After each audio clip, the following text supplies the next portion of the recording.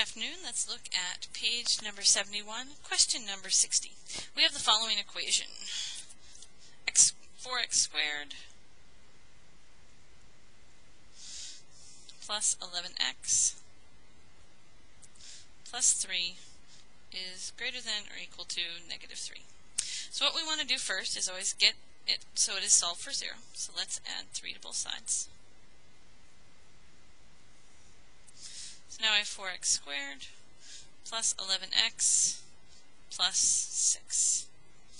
Now, when I look at that, is that factorable? Well, I think it is, but it probably is a little bit more difficult to find out. So let's actually use the quadratic equation. So we have a negative b plus or minus b squared minus 4ac all over 2a equals x. So if we look at this, we're going to have a negative 11 plus or minus 11 squared minus 4 times a times c. That's all over 2 times 4. So let's use our calculator to figure out what that number is. First, 11 squared is 121. Now we're going to subtract 4 times 6. So that is going to give us 25. So right now I have a negative 11 plus or minus the square root of 25 all over 8. So here it's going to give me a negative 11 plus or minus 5 over 8. So we will look at those numbers. A negative 11 plus 5 divided by 8 would give us a negative 0.75.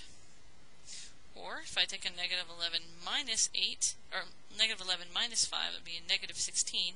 Negative 16 divided by 8 would give me a negative 2. So those are my roots. So let's graph those on a number line. We have a negative 2 here, negative 0.75 here. And we know that the points are going to be filled in because of this. So let's decide, does it work between? Well, what's a value we could pick in between? Let's pick a negative 1. So our test point is x equals a negative 1. Because we picked a value that was between them. So I have 4, a negative 1 squared plus 11 times a negative 1 plus 6 greater than or equal to 0. So that's going to give me 4 times 1 minus 11 plus 6. Here that's going to give me 4 minus 11 plus 6 greater than or equal to 0. So I have 4 minus 11 gives me a negative 7. Negative 7 plus 6 would give me a negative 1. So if I look at that, that's a false statement.